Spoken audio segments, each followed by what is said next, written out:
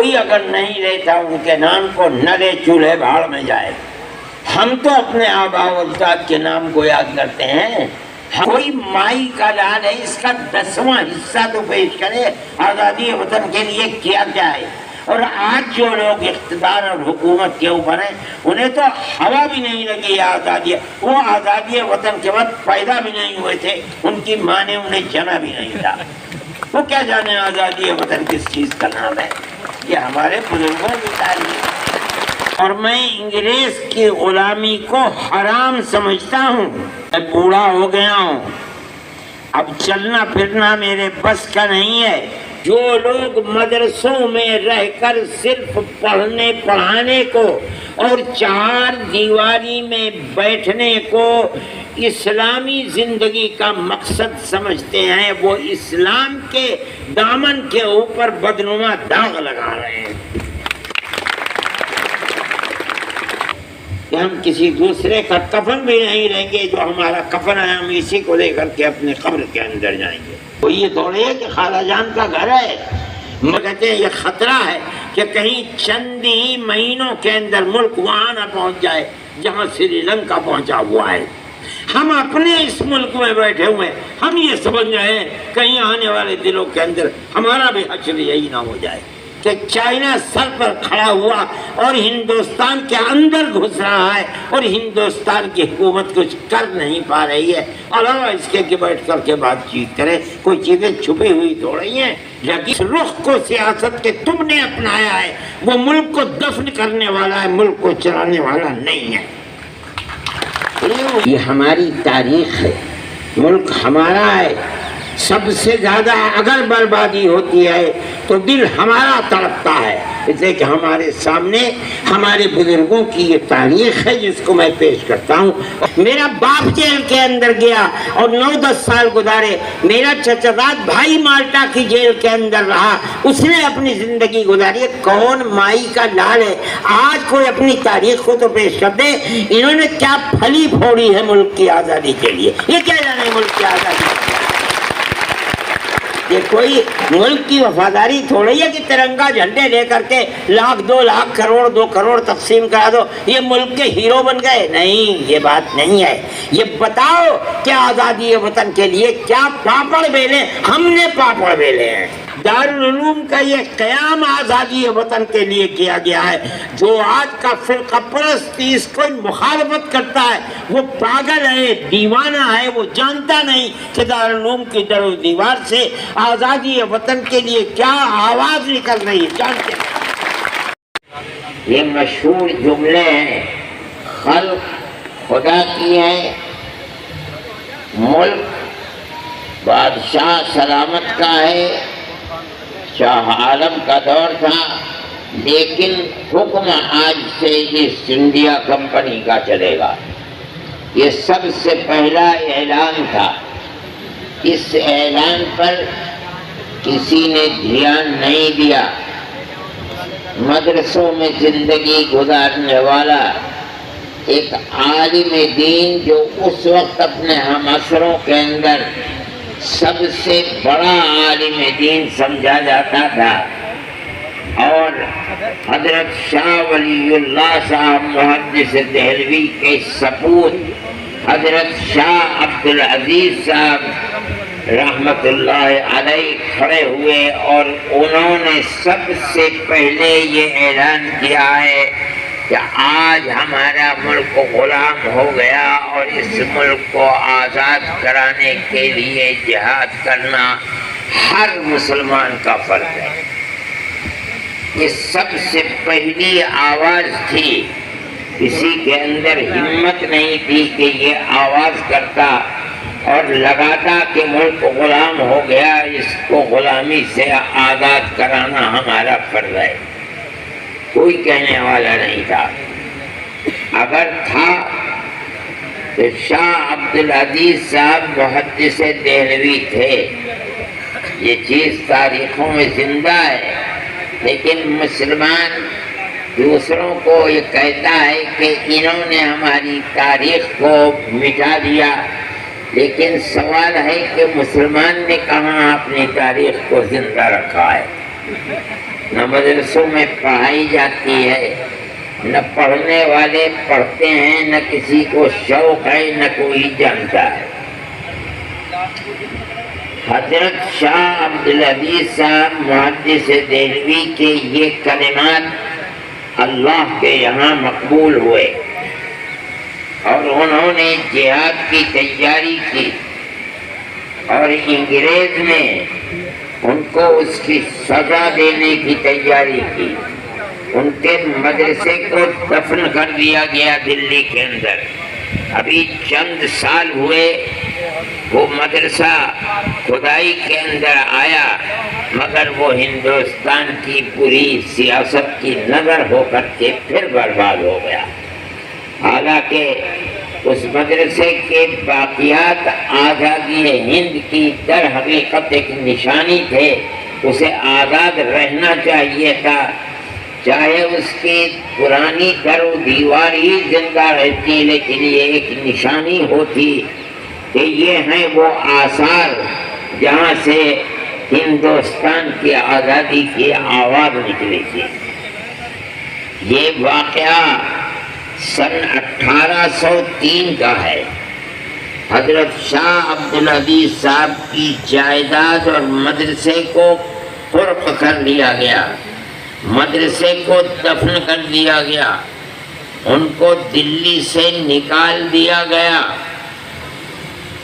ان کو جسم کے اوپر چھپکلی کا لیپ کرا دیا گیا۔ لوگ کہتے ہیں کہ وہ برس کے بیمار ہو گئے، لیکن جو آواز ان کی زبان سے نکلی تھی آزادی وطن کی، ایک قدم وہ مرد مومن پیچھے نہیں ہٹا۔ یہ تاریخ ہے مسلمان کی، ہماری تاریخ ہے، ہمارے بزرگوں کی تاریخ ہے، جس کو ہم آج زندہ کرنے کے لیے یہ بات کہتے ہیں۔ اور یہ جو میں کہہ رہا ہوں کہ انہوں نے قدم پیچھے نہیں ہٹایا، یہ ایک کھلی ہوئی حقیقت ہے کہ ان مصائب و آلام کو برداشت کیا انہوں نے، مگر انہوں نے اپنی اولاد اور خاندان ولی اللہ سے ایک جوان کا انتخاب کیا، شاہ اسماعیل شہید کا، اور اپنے متوسلین میں سے رائے بریلی کے رہنے والے سید احمد شہید، جو مولانا ابو الحسن علی ندوی رحمۃ اللہ علیہ کے آباء و اجداد میں سے ہیں، لیکن مولانا شاہ عبدالعزیز صاحب محدث دہلوی کے متوسلین میں سے ہیں، ان کا انتخاب کیا اور اپنی زندگی میں ان دونوں کو کھڑا کر دیا جہاد آزادی وطن کے لیے قربانی دینے کے لیے۔ آپ لوگوں کو معلوم نہیں ہے، ان لوگوں نے پورے ملک کے اندر دورہ کیا، لوگوں کے اندر آزادی وطن کی روح پھونکی، جہاں وہ سڑکوں سے جا سکتے تھے سڑکوں سے گئے، جہاں وہ دریاؤں اور کشتیوں سے جا سکتے تھے کشتیوں سے گئے، شمالی ہندوستان سے لے کر جنوبی ہندوستان تک گئے، بہار اور آسام تک گئے، جہاں تک جا سکتے تھے گئے، اور انہوں نے گھوم پھر کر آزادی وطن کے لیے راہ کو ہموار کیا۔ دلی میں بیٹھ کر یہ کام نہیں ہو سکتا تھا، یہاں تک کہ سن 1824 میں حضرت شاہ عبدالعزیز صاحب محدث دہلوی کا انتقال ہو گیا، مگر انہوں نے اپنی زندگی کے اندر ان دونوں کو پیدا کر دیا تھا، اور ان کے اندر ایسی گرمی بھر دی تھی کہ زمین و آسمان ایک ہو جائے، لیکن آزادی وطن کے اس نعرے سے ایک قدم پیچھے نہیں ہو سکتا۔ یہ لوگ آگے بڑھے اور انہوں نے سوچا اور یہ بات طے کی کہ ہمیں آزادی وطن کے لیے ملک میں کون سے میدان کو اختیار کرنا ہے، اور کہاں سے ہمیں آزادی وطن کے لیے اپنی جان کو پیش کرنے والے اور اپنے سر کو قلم کرانے والے لوگ ملیں گے۔ چنانچہ یہ ان کی بصیرت تھی کہ انہوں نے وہ میدان انتخاب کیا جو ہندوستان کے شمال میں آزاد قبائل کا میدان ہے، جس کو صوبہ سرحد کہا جاتا ہے، اور آج وہ حصہ تقسیم ملک کے بعد پاکستان کے حصے میں چلا گیا ہے۔ اسی کو اختیار کیا، اس لیے کہ وہ لوگ لڑنے والے، مرنے والے، اور جو بات دماغ کے اندر آ جائے اس کے لیے مر مٹنے والے لوگ تھے۔ وہاں اپنے حلقے کے لوگوں کو، پیروں کو، علماء کو منتخب کیا اور اس چیز کے لیے کھڑا کر دیا گیا۔ چنانچہ ان دونوں حضرات نے حضرت شاہ عبدالعزیز صاحب محدث دہلوی کے بعد میدان جنگ انتخاب کرنے کے لیے مجاہدین آزادی کو جو یہاں ان کی بات سے متفق ہو گئے تھے، ان کو لیا اور کوچ کر کے صوبہ سرحد کی طرف پہنچے، اور وہاں جا کر انہوں نے انگریز کی مخالفت کے لیے سرگرمیاں شروع کر دی، انگریز اور انگریز کے ہم نوا لوگوں کے ساتھ۔ چنانچہ جنگ آزادی شروع ہو گئی، اور یہ بات محسوس ہونے لگی کہ جنگ آزادی کے لیے جس حلقے کا انتخاب کیا گیا ہے یہ انتہائی موزوں حلقہ ہے۔ وہاں انگریز اور انگریز کے ہم نواؤں کے ساتھ لڑتے لڑتے سن 1931 کے اندر یہ پہلا جہاد آزادی ہے۔ لوگ سمجھتے ہیں کہ جہاد آزادی سن 1857 کا جہاد آزادی پہلا ہے، مگر یہ بھول ہے، تاریخ سے ناواقفیت ہے۔ سب سے پہلا جہاد آزادی سن 1831 کا ہے، جو بالا کوٹ کے میدان میں ہوا ہے۔ وہ حصہ بھی پاکستان ہی کے اندر چلا گیا، اور وہاں ان دونوں حضرات کی قبریں موجود ہیں، اور وہیں یہ دونوں شہید ہوئے ہیں۔ مسلمان اہل مدارس، طلبا اپنے بزرگوں کی اس تاریخ سے ناواقف ہیں، حالانکہ جو قوم اپنے آباء و اجداد کی اس تاریخ سے ناواقف ہے جن سے ملک کی آبیاری ہوئی ہے، اس قوم کا مستقبل کبھی تابناک ہو نہیں سکتا۔ انہیں معلوم ہی نہیں کہ ملک کے اوپر ان کا حق کیا ہے، لیکن اس بات کو سمجھنا چاہیے کہ اس وقت تک سن 1831 کے جہاد تک میدان میں تنہا علماء اور مسلمان ہیں، کوئی دوسرا ان کے ساتھ شریک نہیں ہے۔ یہ میں بات کہہ رہا ہوں اور حقیقت کہہ رہا ہوں۔ آپ اگر تاریخ کو پڑھیں گے تو یوں چٹ پٹ لوگ آپ کو مل جائیں گے۔ حضرت شاہ صاحب کی فوج کے اندر بھی بڑے بڑے عہدوں کے اوپر غیر مسلم تھے، مگر آزادی کی جو ایک عمومی تحریک ہے اس کے اندر تنہا مسلمان تھا، غیر مسلم برائے نام تھے، چٹکیوں میں انگلیوں کے اوپر گنے جا سکتے تھے۔ وہاں ناکامی ہوئی ان کی شہادت کے بعد۔ پھر یہ لوگ بیٹھے نہیں، جو علماء صادق پور ان کے ساتھ تھے، بہار پٹنے سے بالکل لگا ہوا، اب تو پٹنے کے اندر آ گیا، یہاں علماء صادق پور رہنے والے تھے، انہوں نے آزاد قبائل کے اس علاقے کو چھوڑا نہیں، وہ وہیں رہے اور انگریز کے ساتھ لڑتے مرتے رہے۔ 31 سے لے کر 42 یا 45 تک برابر لڑتے رہے، مرتے رہے، یہاں تک کہ وہ تحریک گویا کہ لگنے لگا کہ اس علاقے میں ختم ہو گئی۔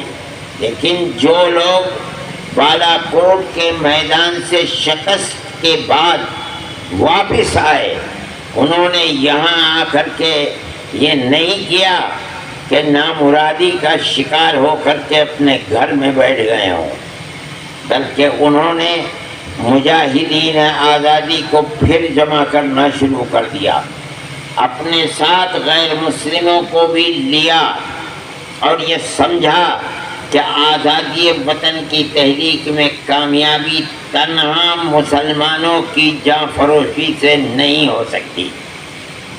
چنانچہ باغپت کے اندر جو رئیس تھے باغپت کے یا راجا تھے، وہ اور دوسرے لوگوں کو ساتھ لے کر کے تقریباً 31 سے لے کر 26 سال تک سن 1857 تک برابر کوشش کرنے کے بعد پھر 1857 کے اندر آزادی وطن کی جہاد آزادی وطن کے شعلے کو پھر گرم کیا۔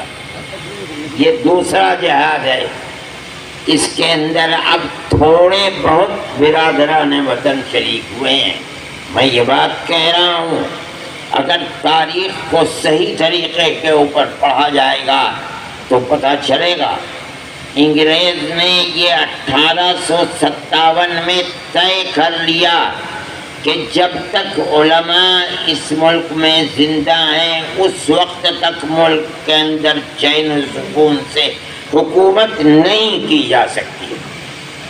اس لیے اس نے آزادی کے ساتھ اعلان کر دیا 1857 کے بعد کہ عالم دین کی کوئی قید نہیں ہے، جس کے چہرے کے اوپر داڑھی اور لباس عالمانہ ہو اس کو قتل کر دیا جائے۔ رود روشن مستقبل اور روح روشن مستقبل یہ کتابیں ہیں، آپ ان کو پڑھیے، ہو سکتا ہے دارالعلوم کے کتب خانوں کے اندر بھی ہو۔ سن 1857 میں علماء کی ناکامی کے بعد، جس میں ہمارے اکابر حضرت گنگوہی اور حضرت نانوتوی، پیر زامن شہید حاجی امداد اللہ صاحب مہاجر مکی، یہ سب لوگ شریک تھے، اور حضرت گنگوہی رحمۃ اللہ علیہ تو گرفتار بھی ہو گئے تھے اور جیل میں رہے، اور اس کی توقع ہرگز نہیں تھی کہ وہ زندہ جیل پر کے پھانسی پر لٹکا دیے جائیں گے۔ تو خدا کی قدرت ہے کہ وہ پھر زندہ رہے اور باہر آ گئے۔ یہ لوگ اس جہاد میں 1857 کے شریک تھے۔ ناکامی کے بعد جو دلی کے اندر جو مرکز تھا اسلامی حکومت کا، جہاں بادشاہ رہا کرتا تھا، سنہا دلی کے اندر 33,000 علماء کو قتل کیا گیا 1857 میں، اور ان کی لاشوں کو اور سروں کو لال قلعے سے لے کر جامع مسجد تک جتنے درخت تھے ان کے اوپر لٹکایا گیا۔ یہ مسلمان کی تاریخ ہے جس سے مسلمان خود نہ آشنا اور نہ واقف ہے۔ یہ علماء کی تاریخ ہے، علماء خود ناواقف ہیں، انہیں نہیں معلوم کہ ان کے آباء و اجداد نے اپنے اس ملک کی آزادی کے لیے کیا قربانیاں دی ہیں اور تاریخ کے اندر ان کا کیا مقام ہے، نہیں جانتا مسلمان۔ 33,000 مسلمانوں کو چند دنوں کے اندر قتل کر کے، اور جتنے درخت تھے لال قلعے سے لے کر کے اور جامع مسجد تک، ان پر ان کی لاشوں کو لٹکا دیا گیا۔ یہ سبق دینے کے لیے اور بتانے کے لیے کہ جب تک اس ملک کے اندر علماء زندہ ہیں اس وقت تک حکومت ہماری قائم نہیں ہو سکتی۔ تاریخ کو پڑھیے، میرٹھ کے اندر جن 151 لوگوں کو تختہ دار پر چڑھا کر پھانسی دی گئی ہے، ان میں اکثریت علماء کی تھی۔ کسی کو معلوم نہیں کہ کیا علماء کا کردار تھا، تمہارے آباء و اجداد کا کیا کردار تھا تمہیں خود پتہ نہیں ہے۔ یہ جو قرب و جوار کے دیوبند میں پھلاس اور سانپلا یہ جو گاؤں ہیں، ان گاؤں والوں کو ان میں سب میں آگ لگا دی گئی تھی۔ اس وقت تک یہاں مکان پختہ تھوڑے ہی ہوتے تھے دیہاتوں کے اندر، ٹھوس کے مکانات ہوا، ان سب کو غدار وطن سمجھا گیا۔ کیوں؟ علماء کے ساتھ تھے، اور کون علماء؟ جو انگریز کی جڑ کھودنا چاہتے تھے اور ملک کو آزاد کرانا چاہتے تھے۔ یہ ہمارے علماء کا کردار ہے۔ آج ملک آزاد ہوا، آج کے دن کی آزادی ہے، لوگ ان جیالوں کو یاد کرتے ہیں جنہوں نے ملک کی آزادی کے لیے قربانی دیا۔ ہمیں بھی اس کا حق پہنچتا ہے کہ ہم یاد کریں ان کو، ہمیں یاد کرنا چاہیے۔ ہم سال بھر اس چیز کو نہیں کرتے، حالانکہ ان کی یہ قیمتی تاریخ ملک کے نصاب تعلیم کے اندر ہونی چاہیے، لیکن یہ ہماری بدقسمتی ہے کہ ان کو اس طرح بھلا دیا گیا کہ ہم آج اگر ان کو یاد بھی کرتے ہیں تو ایک اچنبھا معلوم ہوتا ہے، حالانکہ وہ ایک ایسی حقیقت ہے جو ناقابل انکار ہے۔ میرے بھائی، اس کو یاد کرنا چاہیے، یاد رکھنا چاہیے، پڑھنا چاہیے، پڑھانا چاہیے۔ اگر آپ اپنے آباء و اجداد کی تاریخ اور اپنے بزرگوں کی تاریخ سے ناواقف ہوں گے، آپ کبھی عزت نفس کے ساتھ ملک میں زندہ نہیں رہ سکتے۔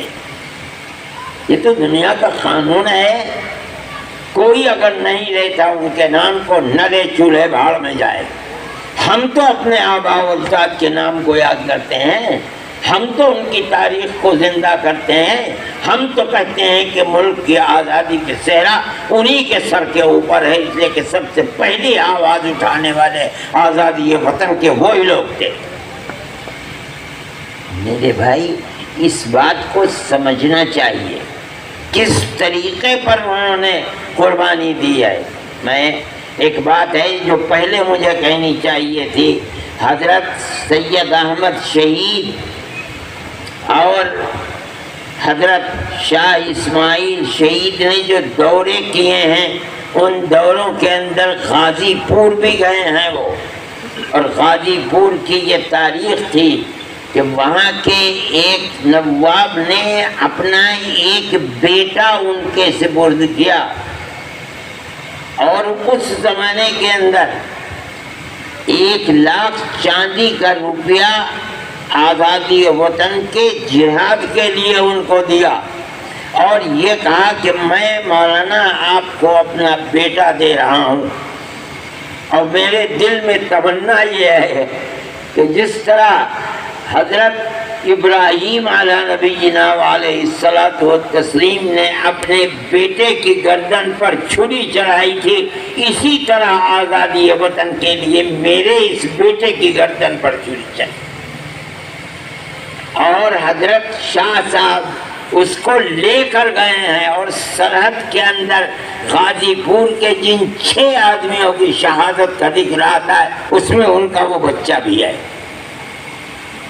کون مائی کلال ہے جو اپنی تاریخ کو اس طرح بیان کر دے گا؟ یہ ہمارے بزرگوں کی تاریخ ہے اس ملک کی آزادی کے لیے۔ میرے بھائی، اس چیز کو پڑھنا چاہیے، سمجھنا چاہیے۔ میں تو حضرت محترم صاحب سے کہتا ہوں اس تاریخ کو مرتب کرانا چاہیے، اور مدارس کے نصاب تعلیم کے اندر اس کو داخل کرنا چاہیے، تاکہ ہماری قوم، ہماری آنے والی نسلیں اپنے پوروجوں کی اس قربانی بھری زندگی کو جاننے اور پہچاننے والی ہوں، انہیں یہ پتہ چلے کہ انہوں نے اس ملک کی آزادی کے لیے کیا کیا ہے۔ میرے بھائی، یہ ہماری ایک تاریخ ہے۔ پھر حضرت گنگوہی رحمت اللہ علیہ، میں نے کہا کہ وہ جیل میں چلے گئے۔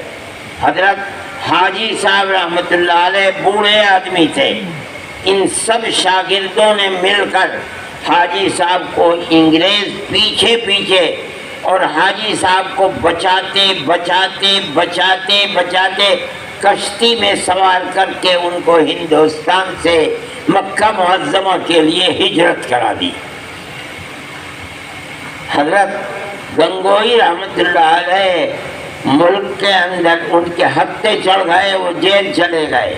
حضرت نانوتوی رحمت اللہ علیہ یہیں رہے لیکن ان کی گرفت کے اندر نہیں آ سکے، یہاں تک کہ 3 سال گزر گئے اور 3 سال کے بعد عام معافی کا اعلان ہو گیا، ان کو جیل سے باہر کیا گیا۔ حضرت نانوتوی رحمت اللہ علیہ آزاد اور وہ علماء جنہوں نے ان کے ساتھ 1857 کے جہاد کو برپا کیا تھا وہ سب آزاد ہو گئے۔ تو اب بیٹھ کر دیکھا دل میں جو آگ لگی ہوئی تھی آزادی وطن کی وہ بجھی نہیں، سوچا کہ پھر تیسری جہاد آزادی وطن کے لیے مجاہدین کو جمع کیا جائے، لیکن جب نظر ڈالی تو عام طریقے پر علماء کو مجاہدین آزادی کے ساتھ مشابہت کی بنیاد پر عام طریقے پر قتل کیا گیا، تو اب مجاہدین آزادی ختم ہو چکے تھے، نہیں تھے۔ کن کو جمع کیا جاتا؟ تیسرے جہاد کے لیے کن کو لا کر کفن بردوش کھڑا کیا جاتا؟ وہ تو لوگ ختم ہو گئے۔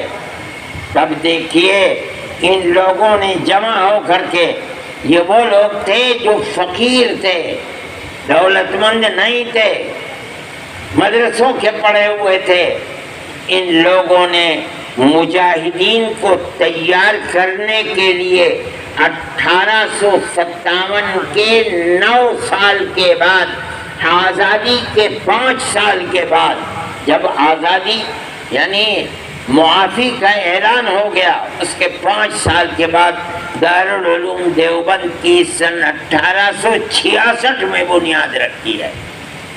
حضرت شیخ الہند رحمت اللہ علیہ فرمایا کرتے تھے کہ میں جانتا ہوں کہ استاد محترم یعنی حضرت نانوتوی رحمت اللہ علیہ نے دارالعلوم کی بنیاد کس لیے رکھی تھی۔ کیا مطلب ہے؟ اشارہ تھا کہ بنیاد رکھی تھی اس لیے کہ جہاد آزادی وطن کے لیے 2 جہادوں کے اندر 31 اور 57 میں مجاہدین ختم ہو چکے، اب ضرورت ہے کسی ایسے کارخانے کی جہاں مجاہدین آزادی کو پیدا کیا جائے، اس کے لیے دارالعلوم دیوبند تھا۔ نہیں جانتے اس تاریخ کو، چنانچہ دارالعلوم دیوبند کی بنیاد رکھی گئی، اللہ نے قبولیت عطا فرمائی، اور وہ قبولیت کس بنیاد کے اوپر؟ یہ تو غریب لوگ تھے، فقیر لوگ تھے، قبولیت کی بنیاد یہ ہے کہ اگر آپ دارالعلوم کی بالکل ابتدائی رودادیں جو محافظ خانے میں رکھی ہوئی ہیں، جو دارالعلوم کا بڑا قیمتی کروڑوں کروڑ کا سرمایہ ہے، اگر آپ ان رودادوں کو پڑھیں تو آپ کو یہ اندازہ ہوگا کہ جب سے دارالعلوم کھلا جس سال سے، ایسا معلوم ہوتا ہے کہ کسی اللہ کے بندے نے ساری دنیا کے کانوں میں ڈالا ہے کہ مرکز وہ سمرقند، بخارا، تاشقند، خراسان، ایران اور ہندوستان کے چپے چپے سے لوگ جمع ہو کر کے دارالعلوم کی طرف کشا کشا آنے لگے۔ کوئی اعلان نہیں کیا گیا تھا، اس زمانے کے اندر ٹیلی فون نہیں تھے، ریڈیو نہیں تھے، ٹیلی ویژن نہیں تھے، مگر یہ خدائی آواز تھی، جس آواز کی بنیاد پر طالبین حق اور جہاد کے لیے اپنی جان دینے والے لوگ، کون سا جہاد؟ ہندوستان کی آزادی کے جہاد کے لیے ہر جگہ سے آنے لگے اور آ کر کے سمٹنے لگے۔ دارالعلوم ایک مرکز بن گیا، اور چلا کون رہا ہے؟ انگریز نہیں چلا رہا ہے۔ انگریز کو یہ دعویٰ تھا کہ ہماری حکومت کے اندر سورج غروب نہیں کرتا. یہ تو فقیر لوگ تھے، ان کی کیا حکومت تھی؟ مگر اللہ نے ان کی حکومت اپنے خاص بندوں کے دلوں کے اندر پیدا کی تھی. یہ وہ حکومت تھی کہ جو در حقیقت حکومت ہے. انہوں نے قوم کو پیغام دیا کہ یہ مدرسہ ہے جو تمہاری آنے والی نسلوں کے دین و ایمان اور آزادی کے لیے یہاں لوگوں کو پڑھایا اور سکھایا جاتا ہے. اگر یہ مدرسہ زندہ ہے تو تمہاری آنے والی نسلیں زندہ رہیں گی. اگر یہ مر گیا تو تم مر جاؤ گے، تمہاری نسلیں مر جائیں گی. قوم نے اس کو اٹھا لیا. جس کے پاس 2 پیسے ہیں وہ 1 پیسہ دارالعلوم کو دیتا تھا، جس کے پاس 2 روپے ہیں 1 روپیہ دارالعلوم کو دیتا تھا. اور 150 سال سے یہ مدرسہ اس طرح چل گیا. یہ ان کی جو ٹاٹ اور بوریوں پر بیٹھ کر کے پڑھتے اور پڑھاتے تھے، یہ اللہ کے یہاں ان کی مقبولیت تھی. چنانچہ دارالعلوم چلنے لگا. ایک دارالعلوم، آج اس ایک دارالعلوم سے 50,000 دارالعلوم سارے ملک کے اندر نہیں، ساری دنیا کے اندر بنے ہوئے ہیں. امریکہ میں چلے جاؤ، وہاں لوگ پڑھا رہے ہیں. ادھر چلے جاؤ، آسٹریلیا میں چلے جاؤ، سوئٹزرلینڈ کے اندر چلے جاؤ، اور آگے ادھر شمال کے اندر چلے جاؤ، بخارا، سمرقند، تاشقند کے اندر چلے جاؤ، ادھر ٹرکی کے اندر چلے جاؤ. ابھی میں آ رہا تھا تو میرے پاس فون آیا کہ ایک دارالعلوم کا فاضل ٹرکی سے آیا ہے. میں یہ کہتا ہوں کہ ساری دنیا میں جہاں چلے جاؤ، دین کا بول بالا اگر کرنے والے لوگ ہیں، یا بغیر واسطہ یا بالواسطہ، یا یہاں کے پڑھے ہوئے ہیں یا یہاں کے پڑھے ہوئے لوگوں نے جو مدرسے بنائے ہیں، ان مدرسوں کے پڑھے ہوئے اور دین کی خدمت کر رہے ہیں. میں افریقہ کی ان جگہوں کے اوپر جہاں آدمی جانور کی طرح رہتا ہے، ان جگہوں پر گیا اور میں نے بچوں کا قرآن ایسا کہ میرے بچے ایسا قرآن نہیں پڑھتے. بھئی کہاں سے پڑھ کر کے آئے ہو؟ مدرسے کا نام لیا کہ دارالعلوم کے لوگوں نے مدرسہ بنایا تھا، ہم نے اس مدرسے میں پڑھا ہے اور وہاں سے آ کر کے اپنے بچوں کو پڑھا رہے ہیں. میرے بھائی، دارالعلوم کی یہ قبولیت اور پھر دارالعلوم نے ان افراد کو پیدا کیا. حضرت شیخ الہند رحمۃ اللہ علیہ کو پیدا کیا. استاد محترم حضرت نانوتوی رحمۃ اللہ علیہ نے جس مقصد کے لیے مدرسے کو بنایا تھا، سب سے بہترین فرد اکمل جو پیدا ہوا ہے وہ شیخ الہند رحمۃ اللہ علیہ ہے. مولانا محمود حسن صاحب دیوبندی رحمۃ اللہ علیہ وہ شخص ہے جو اپنے علم کے ساتھ ساتھ آزادی وطن کے لیے ایسی اپنے سینے کے اندر آگ رکھتا تھا کہ وہ آگ کسی دوسرے آدمی کے اندر نظر نہیں آتی ہے. جو صوبات متحدہ کا انگریز گورنر تھا مسٹر مسٹن، اس کا یہ قول مشہور ہے کہ شیخ الہند کو جلا کر اگر راکھ کر دیا جائے تو اس کی راکھ سے بھی انگریز کی عداوت اور دشمنی کی بو آئے گی. یہ تھے شیخ الہند. شیخ الہند نے اٹھ کر کے پھر بغل بجانا شروع کر دیا آزادی وطن کا، اور اپنے ان شاگردوں کو جنہیں یہاں تیار کیا تھا انہوں نے ان کو اپنی آواز کا شریک بنایا، اپنا درد ان کے دلوں کے اندر تقسیم کر دیا اور ان کو لے کر کے میدان کے اندر نکل گئے. جب انہوں نے یہ محسوس کیا کہ اب میرا آنا اور نکلنا، انگریز کی مخالفت کرنا دارالعلوم کے لیے نقصان دہ ہو سکتا ہے، تو اس مرد مومن نے دارالعلوم سے علیحدگی اختیار کی، اپنے شاگردوں کے سپرد کیا اور باہر نکل کر میدان میں جاں فروشی کی صورت کے اندر آ گئے. کون ہے جو تاریخ بتائے؟ کوئی دعویٰ کر سکتا ہے؟ شیخ الہند تنہا وہ آدمی ہے جس نے اپنی زندگی کے اندر انگریز کی حکومت کے خلاف آزاد حکومت قائم کی ہے۔ لوگ دعوے تو بڑے بڑے حلق سوچ جاتے ہیں کرنے والے، بتائیں کہ کہاں انگریز کی گورنمنٹ کے خلاف آزاد حکومت کس نے قائم کی ہے؟ شیخ الہند نے قائم کی۔ اپنے شاگرد عبید اللہ سندھی کو افغانستان بھیجا۔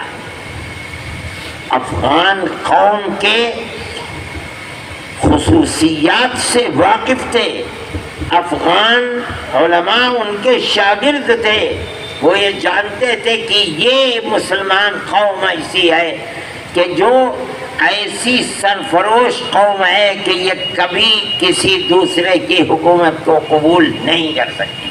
آج بھی یہی صورتحال ہے۔ انہوں نے مولانا عبید اللہ سندھی کو افغانستان بھیجا، افغانستان بھیج کر انہوں نے وہاں آزاد حکومت قائم کی، اور کان کھول کر لوگ سنیں کہ انہوں نے اس آزاد حکومت کا جو صدر بنایا وہ مسلمان نہیں، راجہ مہنجر سنگھ پرتاپ کو صدر بنایا اس کا۔ وہ لوگ ایسے نہیں تھے کہ ان کے دل کے اندر فرقہ پرستی ہو، وہ اس ملک کے عوام چاہے وہ کسی بھی مذہب سے تعلق رکھتے ہو، ان لوگوں کو اپنے سینے سے لگایا کرتے تھے۔ اور مولانا برکت اللہ، پھر اس کے بعد مولانا عبید اللہ سندھی وزیر خارجہ بنے، یہ وہ لوگ تھے کہ جنہوں نے ملک کی آزادی کے لیے کون ہے مائی کلال جو بتائے کہ اس نے انگریز کی حکومت کے خلاف ملک کو آزاد کرنے کے لیے کہیں ملک کے دنیا کے کسی کونے میں آزاد حکومت قائم کی ہو؟ اور پھر یہی نہیں کہ آزاد حکومت قائم کر کے چھوڑ دیا، بلکہ یہاں سے گئے، دارالعلوم کو چھوڑ دیا اور یہاں سے گئے حج کے نام کے اوپر۔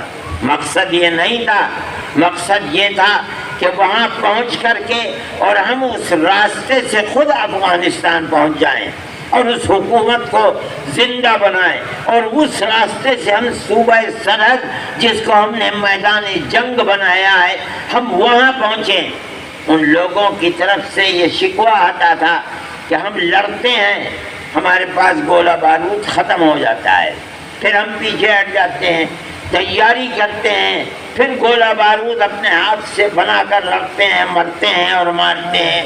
ہمیں ضرورت ہے اس بات کی کہ دنیا کا کوئی ملک ہمیں گولہ بارود مہیا کرے تو ہم انگریز کو شکست دے دیں گے۔ حضرت شیخ الہند رحمۃ اللہ علیہ اسی لیے گئے تھے۔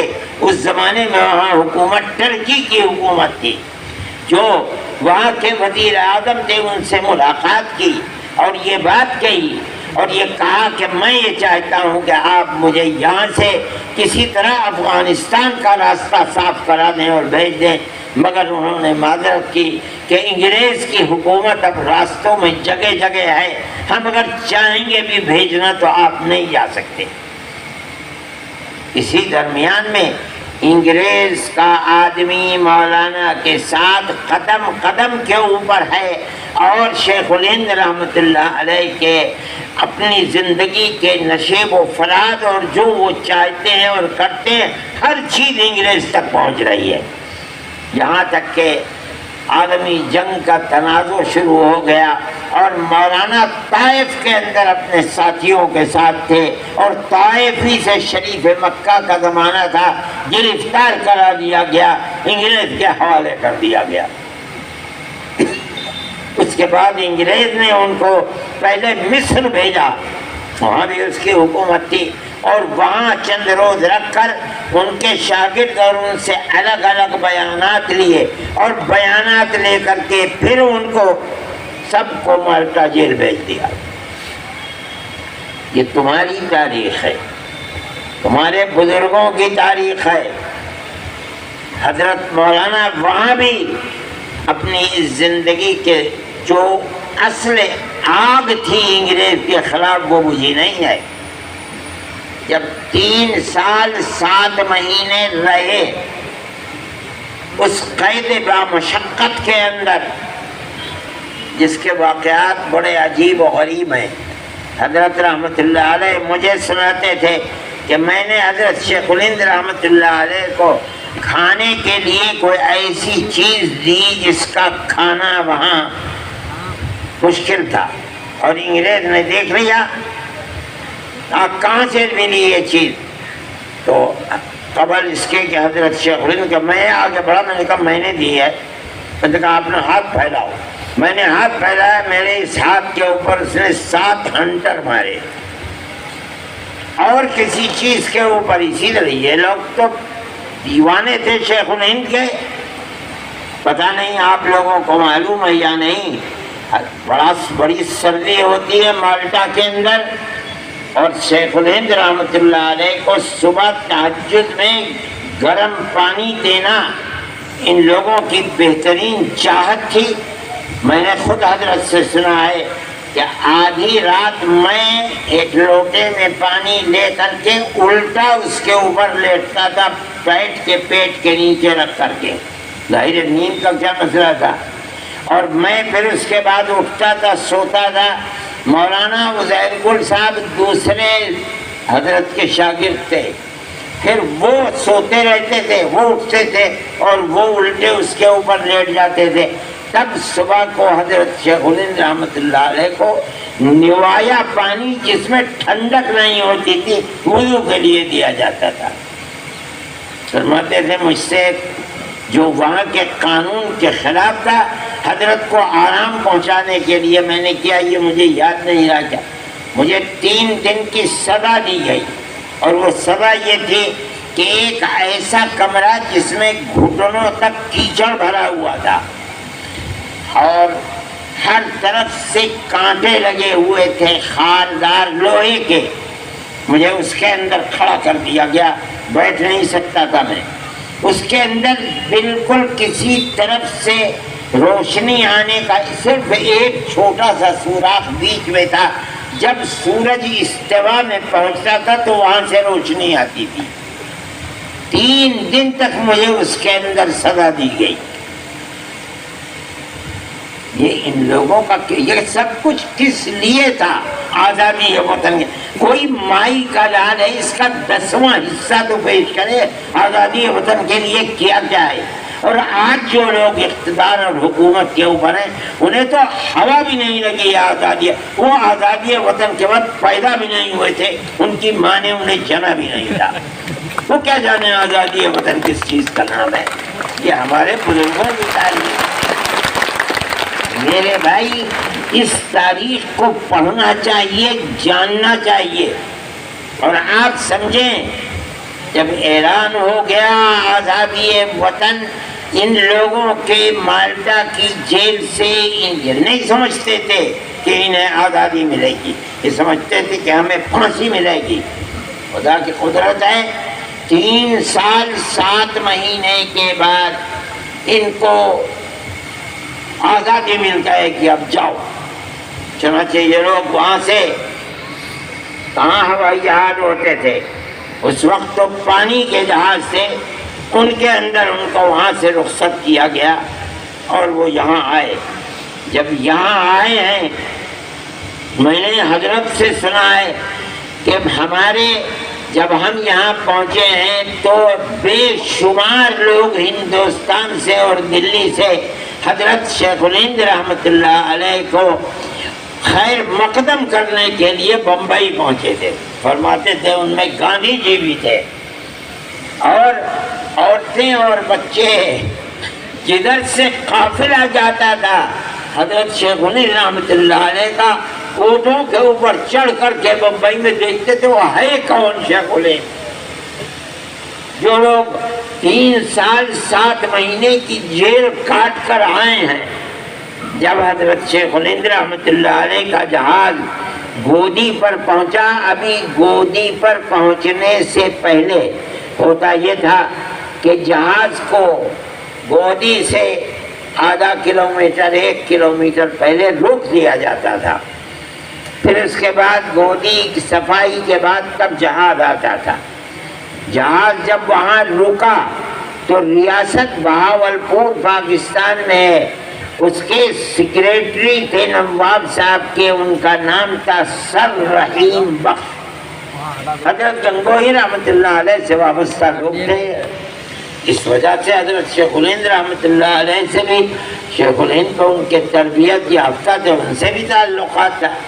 انگریز نے ان کو سر کا خطاب دے رکھا تھا، انگریز نے ان کو تیار کیا کہ قبل اس کے کہ یہ بھیڑ ہندوستان کی ان سے ملے اور ان کے ذہن پر اثر پڑے کہ میں کامیاب ہوں، مجھے انہی کے ساتھ رہنا ہے، پہلے جاؤ ان کے پاس اور ان کو آمادہ کرو اس بات کے لیے کہ وہ اب بوڑھے ہو گئے ہیں، قید اور مشقت کے بوجھ کو برداشت کر کے آئے ہیں، اب وہ چھوڑ کر کے تعلیم و تربیت کے اندر لگ جائیں۔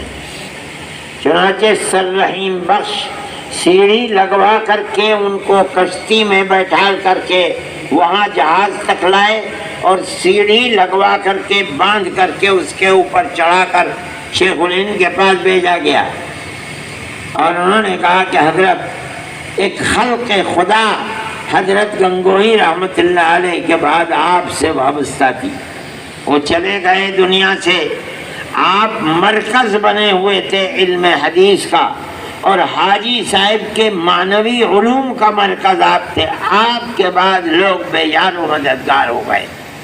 انگریز تو اپنی جگہ پر ہے، آپ نے اپنی عمر انگریز کی مخالفت میں لگا دی، مگر انگریز کا کچھ بگڑا تو نہیں، اب آپ اسے چھوڑ دیجئے اور وہی قال اللہ قال الرسول کا درس دیجئے۔ یہ لوگ جو بالکل بے یار و مددگار ہیں، کہیں ان کو استفادے کے لیے جگہ تو ملے۔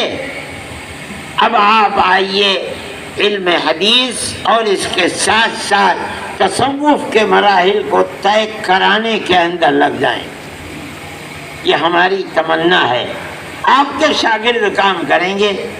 دیکھیے اس مرد مومن نے سب کچھ سنا اور سن کر یہ کہا کہ رحیم بخش صاحب آپ نے کہہ دیا، اور میری بات پوری فرمایا کہ میں اسی آگ کو لے کر کے ہندوستان آیا ہوں اور میں انگریز کی غلامی کو حرام سمجھتا ہوں،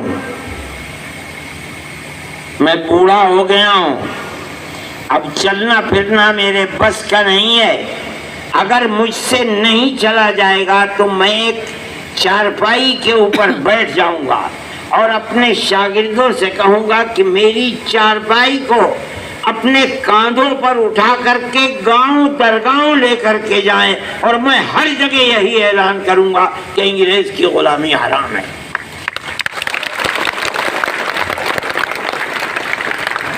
یہ تمہارے بزرگوں کی زندگی ہے، یہ تاریخ ہے۔ سر رحیم بخش خاموش ہو گئے، شیخ الہند آئے اور شیخ الہند نے اسی طرح اپنے سلسلے کو پھر شروع، مگر شیخ الہند بہت نحیف آدمی تھے، کمزور تھے، اور مالٹا کی اس سرد ہواؤں نے، مالٹا تو بالکل برف ہے یورپ کے اندر، برداشت کرنے کی طاقت نہیں تھی ان کے اندر، جس نے ان کی صحت کو خراب کر دیا تھا، اور ہندوستان کے ہندو مسلمان ان کے اوپر جان دیتے تھے۔ اس زمانے میں مراد آباد ان کی تحریک کا مرکز تھا، چنانچہ مراد آباد گئے۔ میں نے اس زمانے کے لوگوں سے، جب میں مراد آباد میں تھا 40 سال پہلے، جو بوڑھے بوڑھے تھے، میں نے سنا ہے کہ حضرت شیخ الہند رحمۃ اللہ علیہ جب ریل سے اترے ہیں تو ان کے لیے بگی تھی اور اس کے اندر بڑے بڑے بانس لگے ہوئے تھے، اس کے اندر گھوڑے نہیں لگے، بلکہ ہزاروں ہندو اور مسلمان اس بنگی کو چلا کر کے حضرت شیخ الہند رحمۃ اللہ علیہ کی قیامگاہ تک لے کر کے آئے تھے۔ یہ ہندو اور مسلمان دونوں تھے، یہ تمہارے آباء و اجداد کی تاریخ ہے۔ حضرت شیخ الہند رحمۃ اللہ علیہ نے علماء کو جھنجھوڑا ہے، علماء کے اندر روح پھونکی ہے، ان کو آواز لگائی ہے.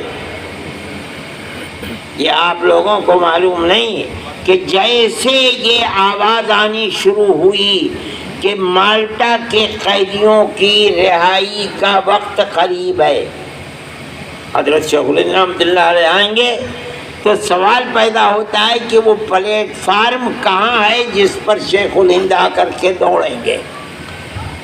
تو حضرت مفتی اعظم مفتی کفایت اللہ صاحب رحمۃ اللہ علیہ نے سن 20 میں آئے ہیں. حضرت شیخ الہند رحمۃ 1920 میں چھوٹ کر 1919 کے اندر دلی میں علماء کو لے کر کے بیٹھے اور یہ کہ ایک جماعت ایسی بنانی چاہیے اور ایک ایسا پلیٹ فارم آزادی وطن کا ہونا چاہیے جو علماء کا ہو. چنانچہ بات طے ہو گئی اور ایک جلسہ رکھا گیا امرتسر میں. آج بھی وہ مسجد موجود ہے، خیر المنازل، امرتسر خیر المنازل ہی نام ہے. میں گیا ہوں ایک مرتبہ اس مسجد کے اندر، جامع مسجد ہے وہاں کے امرتسر کی. اس کے اندر ہی اجتماع طے ہوا کہ ہم سب تقسیم ملک تو ہوئی نہیں تھی امرتسر کے اندر. چنانچہ امرتسر گئے، وہاں لوگ بیٹھے اور بیٹھ کر جمعیت علماء کا قیام کیا. یہ وہ پلیٹ فارم ہے جس پر شیخ الہند رحمۃ اللہ علیہ آ کر کے آزادی وطن کے لیے اپنے شاگردوں کو لے کر کے دوڑیں گے. اس کا عارضی صدر نہیں، عارضی صدر مفتی اعظم مفتی کفایت اللہ صاحب شیخ الہند رحمۃ اللہ علیہ کے شاگرد خاص کو بنایا گیا.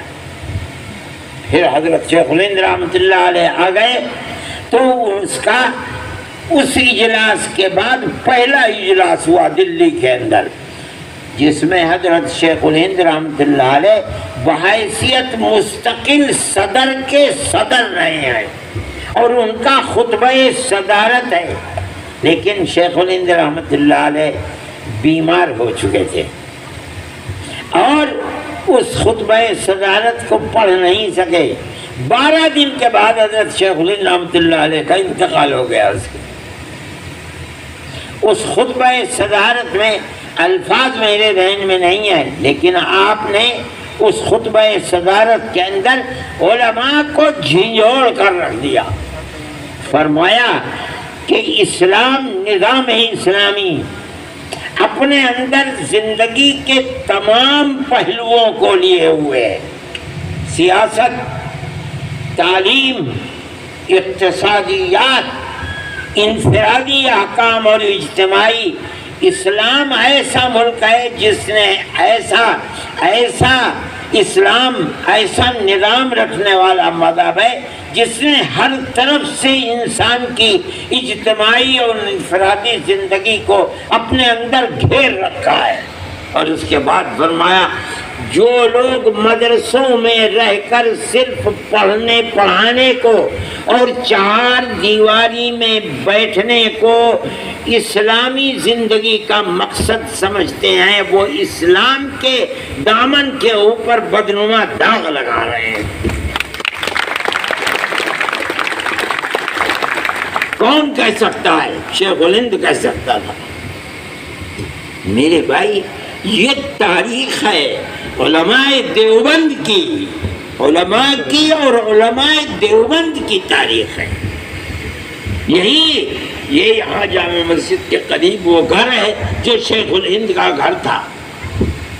یہیں سے یہ داستان شروع ہوئی ہے. ان کا انتقال ہو گیا.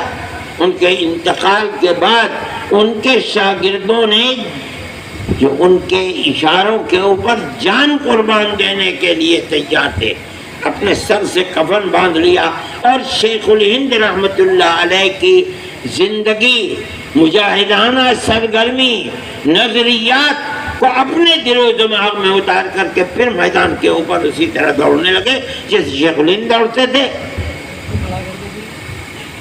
کے بعد دیگر جیلیں ہونے لگی اور جیل پر جیل ہونے لگی، مگر کبھی یہ نہیں ہوا کہ 2 قدم پیچھے ہٹ جاتے. نہیں، مر جائیں گے اپنا کفن اپنے ساتھ لیے پھرتے تھے کہ ہم کسی دوسرے کا کفن بھی نہیں لیں گے، جو ہمارا کفن ہے ہم اسی کو لے کر کے اپنے قبر کے اندر جائیں گے۔ میرے بھائی یہ تاریخ ہے حضرت شیخ الہند رحمۃ اللہ علیہ کی، اور اس کے بعد ان کے شاگردوں کی تاریخ ہے۔ مراد آباد، سہارنپور، بریلی، الہ آباد، گجرات میں سابرمتی جیل، یہ وہ جیلیں ہیں جہاں حضرت شیخ الہند رحمۃ اللہ علیہ کے شاگرد حضرت مدنی نے اپنی زندگی گزاری ہے، اور فرمایا کرتے تھے سب سے زیادہ بامشقت جیل سابرمتی جیل گجرات کی تھی، اور جیلیں بھی سب بات ہوئی ہے تھوڑے کہ خالہ جان کا گھر ہے، مگر سب سے زیادہ مشقت بھری جو جیل تھی وہ وہاں کی جیل تھی۔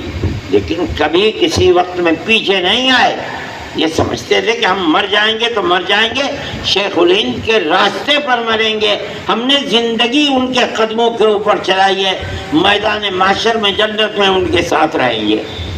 میرے بھائی ایک زندگی تھی، ان لوگوں نے زندگی گزاری ہے، اور ان کی زندگی کے اندر مذہب کی بنیاد کے اوپر نفرت نہیں تھی۔ جہاں رہتے تھے، میں اپنے بچپن میں مجھے یاد ہے کہ ہندو، بڑے بڑے ہندو جو یہاں کے قرب و جوار کے رہنے والے تھے، حضرت رحمۃ اللہ علیہ کے پاس آیا کرتے تھے، اور حضرت جایا بھی کرتے تھے۔ کیرن کھنڈی گاؤں ہے، یہاں کے ایک بزرگ تھے ہندو، انہوں نے سب سے پہلے اپنے یہاں ٹیوب ویل لگایا تھا، تشریف لائے حضرت کے بعد سے کہا کہ حضرت آپ چلیں گے، آپ اس کے ہتھے کو گھمائیں گے سب سے پہلے۔ میں بھی چونکہ جا رہے تھے کار سے، کار میں چھوٹا سا تھا، میں ان کے ساتھ چلا گیا دیکھنے کے لیے۔ حضرت رحمۃ اللہ علیہ میں اس وقت اتنی طاقت نہیں تھی کہ وہ تنہا اس کو ہتھے کو چلا سکتے، حضرت کے ساتھ اور لوگ چلے اور اس کے بعد اس کو چلایا۔ یہ محبت تھی، تعلق تھا۔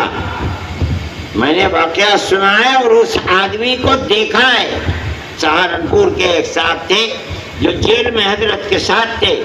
میں آج کی اس نفرت کی سیاست پر کہتا ہوں، اس کے اندر ہندو بھی تھے سہارنپور کے، روز آنا بیٹھا کرتے تھے، بات چیت ہوا کرتی تھی، انہوں نے آنا چھوڑ دیا حضرت کے پاس۔ حضرت نے کسی دوسرے صاحب سے پوچھا کہ فلاں صاحب کہاں اتنے دن ہو گئے آئے نہیں، کیا بیمار ہیں؟ کہا کہ نہیں بیمار تو نہیں ہے۔ انہوں نے یہ پیغام جا کر کے ان سے کہا کہ حضرت پوچھ رہے تھے آپ اتنے دن سے گئے نہیں، فرمایا ہاں میں جاؤں گا حضرت کے پاس۔ کہنے لگے گئے حضرت کے پاس، نے پوچھا کہاں تھے آپ اتنے دن سے چلے گئے نہیں آئے؟ فرمایا حضرت میں آپ کے پاس نہیں آؤں گا، میں اگر آپ کے پاس آؤں گا تو مجھے یہ خطرہ ہے کہیں میں آپ کے اخلاق کی بنیاد پر اپنے مذہب کو چھوڑ کر آپ کے مذہب کو نہ اختیار کروں، اور میں اپنا مذہب چھوڑنا نہیں چاہتا۔ میں کہتا ہوں کہ یہ ہمارے بزرگوں کی تاریخ تھی، اور وہ اس طرح ہندو مسلم اتحاد کے طریقے کے اوپر رہتے تھے۔ حضرت شیخ الہند رحمۃ اللہ علیہ نے اس اتحاد کی تعلیم دی تھی۔ جب آپ مالٹا کی جیل سے واپس آئے ہیں، حضرت کا یہ مقولہ کتابوں کے اندر موجود ہے، فرمایا کہ ملک کی آزادی تنہا مسلمان کی کوششوں سے نہیں ہو سکتی۔ یہ ضروری ہے کہ اگر ملک کو انگریز کے چنگل سے نکالنا ہے تو یہ تحریک ہندو مسلم تحریک بننی چاہیے۔ اور یہ فرمایا اور اگر خوش قسمتی سے سکھوں کی جنگجو قوم بھی ساتھ آ جائے آزادی وطن کی تحریک میں تو آزادی وطن اور بھی آسان ہو جائے گی۔ یہ حضرت شیخ الہند رحمۃ اللہ علیہ کی جملے موجود ہیں۔ اس طریقے کے اوپر ہندو مسلم اتحاد کے ساتھ یہ لوگ آگے بڑھے ہیں اور ملک کو آزاد کرایا ہے۔ یہ تو بدقسمتی کی بات ہے کہ ملک آزاد بھی ہوا اور اس کے بعد تقسیم بھی ہو گیا۔ میرے بھائی اس تقسیم کی داستان کا کہنے کا یہ وقت نہیں ہے، لیکن یہ بربادی کا سبب بن گیا، پوری قوم کے لیے نہیں، میں کہتا ہوں ہندو مسلمان سب کے لیے۔ نہ یہ ملک اپنی آزادی پر کھڑا، اقتصادیات میں برباد اور تباہ ہے۔ $1 کی قیمت 250 پاکستانی روپے ہے۔ نہ یہ ملک، لوگ بنگلہ دیشی آئے ہوئے ہیں اور بڑے اچھے سمجھدار لوگ ہیں دلی کے اندر، ان سے بات ہوتی ہے، وہ کہتے ہیں یہ خطرہ ہے کہ کہیں چند ہی مہینوں کے اندر ملک وہاں نہ پہنچ جائے جہاں سری لنکا پہنچا ہوا ہے۔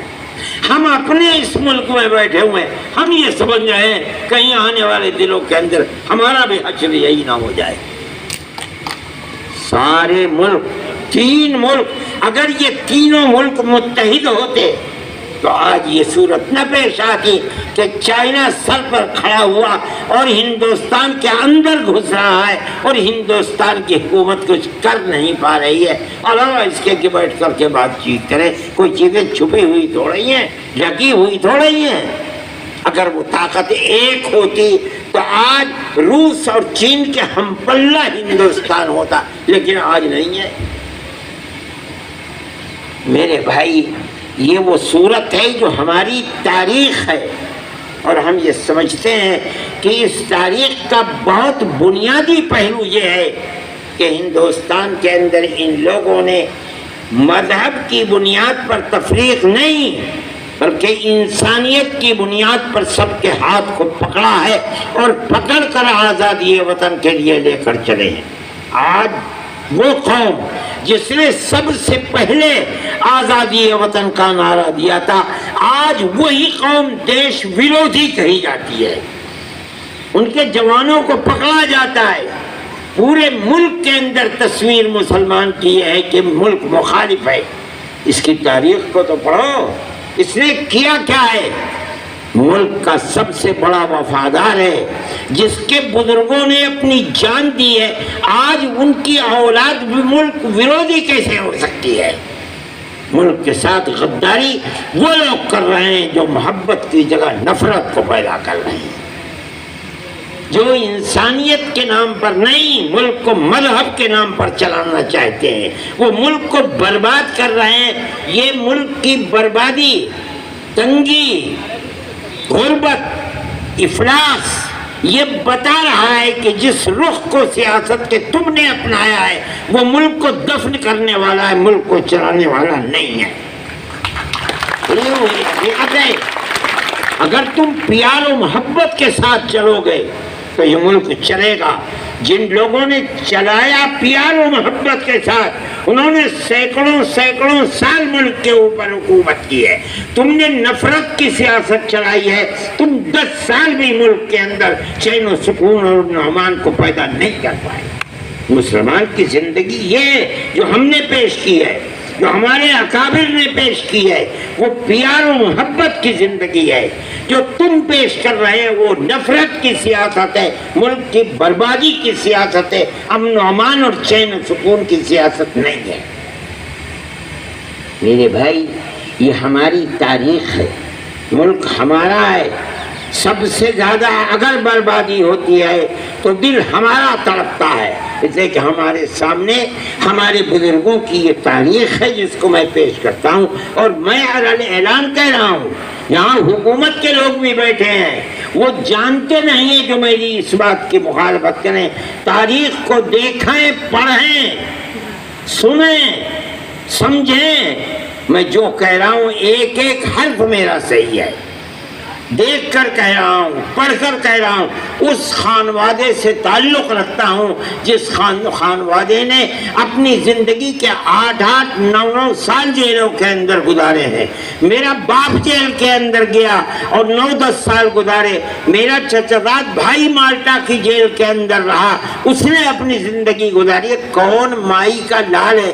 آج کوئی اپنی تاریخ کو تو پیش کر دے۔ انہوں نے کیا پھلی پھوڑی ہے ملک کی آزادی کے لیے؟ یہ کیا جانے ملک کی آزادی؟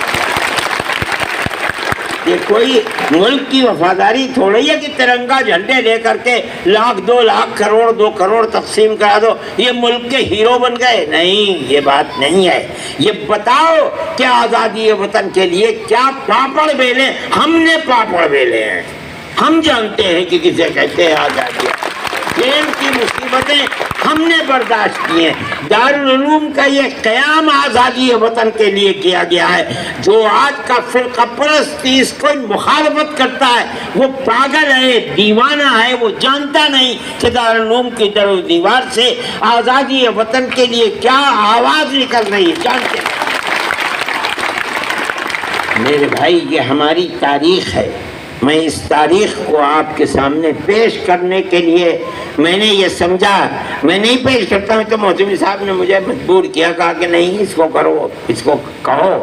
میں نے یہ بات کہی ہے اور میں کہہ رہا ہوں، مجھے فخر ہے، یہ فخر ہے کہ تو آج آپ آزادی وطن کے لیے آواز نہ اٹھاتے، اور اگر آپ نے آواز اٹھائی ہے تو اس طرح آپ کو یہ حق ہے کہ آپ آزادی وطن کے اپنے سورماؤں کا ذکر، مجھے یہ حق ہے کہ میں اپنے سورماؤں کا ذکر کروں، اور میں یہ سمجھتا ہوں کہ انہوں نے جس زندگی کو پیش کیا ہے آپ اس زندگی کی تصویر کو پیش نہیں کر سکتے۔ میرے بھائی وقت بھی کافی ہو چکا ہے، 1 گھنٹے سے زیادہ ہو چکا ہے۔ میں نے جس بات میں آپ سے کہتا ہوں کہ آپ محترم صاحب سے بھی کہتا ہوں کہ آپ اس تاریخ کو لکھوائیے، اور لکھوا کر کے بہت اچھے آدمی موجود ہیں، علماء دیوبند کی تاریخ ہونی چاہیے، یہ نہیں کہ اس تاریخ کو ایک کچومر بنا دیا جائے اور وہ طرح طرح کے لوگ۔ یہ بتائیے کہ حضرت نانوتوی، حضرت گنگوئی، پیر ضامن علی شہید، ان کا کیا کردار رہا؟ پھر اس کے بعد حضرت نانوتوی اور حضرت گنگوئی رحمۃ اللہ علیہ کے تربیت یافتہ مجاہد آزادی، دارالعلوم کا سب سے پہلا ثبوت حضرت شیخ الہند، جنہوں نے حضرت گنگوئی اور حضرت نانوتوی رحمۃ اللہ علیہ سے کتابی علوم، قرآن و حدیث، اور اس کے ساتھ ساتھ باطنی علوم، اور اس کے ساتھ ساتھ آزادی وطن کے لیے کیا سیکھا اور کیا لے کر آئے، انہوں نے پھر کیا کیا اور کیسے کیسے شاگرد پیدا کیے، اور ان شاگردوں نے ملک کو آزاد کرایا، اور ان کی کیا تصویر تھی۔ یہ ایک ایسی چیز ہے کہ اس کو مدون ہونا چاہیے، اور جو آپ کے اور ہمارے ہزاروں ہزار مدرسے ہیں ان مدرسوں کے اندر پڑھایا جانا چاہیے، اور لوگوں کو بتایا جانا چاہیے کہ ان کے آباء و اجداد کا ملک کے بنانے کے اندر اور انگریز کی مخالفت کے اندر اور انگریز کو ملک سے ملک بدر کرنے کے اندر، ذلیل و خوار کر کے بھگانے کے اندر کیا کردار رہا ہے۔ جب تک یہ کردار اس نسل کے سامنے نہیں آئے گا، یہ نسل اپنے حق کو اس ملک کے اوپر نہیں سمجھ پائے گی۔ یہ تو ایک ایسی حقیقت ہے جس کا انکار نہیں کیا جا سکتا۔ اس کے لیے حضرت محتمی صاحب کی سب سے پہلی اور بڑی ذمہ داری ہے افراد کو پیدا کرنا چاہیے۔ کتابوں میں سب موجود ہے، لکھا ہوا ہے، بلکہ افراد بھی ہیں۔ اگر انہیں جمع بلایا جائے گا، بلا کر کے، میں تو بہت دن سے کہہ رہا ہوں کہ کرو، مگر میری بات اب تک ہر چیز کا اللہ کے یہاں وقت ہوتا ہے، ابھی اس کا وقت نہیں آیا ہے، میں کامیاب نہیں ہو سکا اس کے اندر۔ حضرت محتمی صاحب اگر دارالعلوم کی طرف سے کہیں گے تو میں یہ سمجھتا ہوں کہ اس کے لیے افراد میں بتاؤں گا ان کو مہیا ہو سکتے ہیں۔ یہ بہت اچھی چیز ہوگی اگر دارالعلوم اس چیز کو کرتا ہے تو اپنے اکابر کی تاریخ زندہ و جاوید ہو جائے گی۔ ہم اگر مر جائیں گے تو ہو سکتا ہے ہمارے بعد ایسے لوگ نہ آئیں جو پھر اس کا ارادہ کر سکیں، ہماری زندگی میں ہو جائے تو بہت اچھا ہے۔ میرے بھائی یہ ہماری تاریخ ہے، حقیقت یہ ہے، میں یہ سمجھتا ہوں ہر شخص کو حق حاضر ہے، لیکن مسلمان کو آج کے اس دن اپنے اکابر اور پوروجوں کی تاریخ، قربانی بھری تاریخ، جس قربانی بھری تاریخ کو بھلا دیا گیا، میں اگر کہوں کہ مٹا دیا گیا تو میں اس کے اندر حق بجانے رہوں گا۔ اس کو ہم زندہ کرتے ہیں، ہم نے آج بھی زندہ کیا ہے، اور میں یہ کہتا ہوں کہ اس کو زندہ کرنے کے لیے کتابی شکل کے اندر لایا جائے تو انشاءاللہ یہ ہماری آنے والی نسلوں کے لیے انتہائی قیمتی چیز ہوگی۔ اللہ اس ملک کو اور اس کے سیاست کو صحیح رخ کے اوپر لے کر چلے۔ جو لوگ نفرت کی تاریخ برپا کر رہے ہیں اور سیاست پھیلا رہے ہیں، اللہ انہیں خائب و خاسر اور ذلیل و رسوا فرما دے، اور ہماری وہ تاریخ جو انسانیت کی بنیاد پر گاؤں در گاؤں 1300 سال سے پھیلی ہوئی ہے، جہاں ہندو، مسلمان، سکھ، عیسائی ایک ہی گاؤں کے اندر پیار و محبت کے ساتھ رہتے چلے آئے ہیں، اللہ اس ہماری قیمتی تاریخ کو پھر زندہ و جاوید فرمائے، اور جو اس کے مخالف ہیں انہیں اللہ رسوا اور خائب و خاسر فرما دے۔ ہمارے ملک کو پیار و محبت کا گہوارہ جس طرح وہ تھا اس طرح بنائے، آباد رکھے، شرور و فتن سے محفوظ فرمائے، سب کے دلوں کے اندر انسانیت کی بنیاد پر پیار و محبت کو پیدا فرمائے، اور ملک کی سیاست کو اس رخ پر چلائے جو ملک کی آزادی سے پہلے ہندو اور مسلمان سب کے دلوں کی دھڑکن تھی اور آواز تھی، تاکہ یہ ملک ترقی کر سکے۔ وآخر دعوانا ان الحمد للہ رب العالمین۔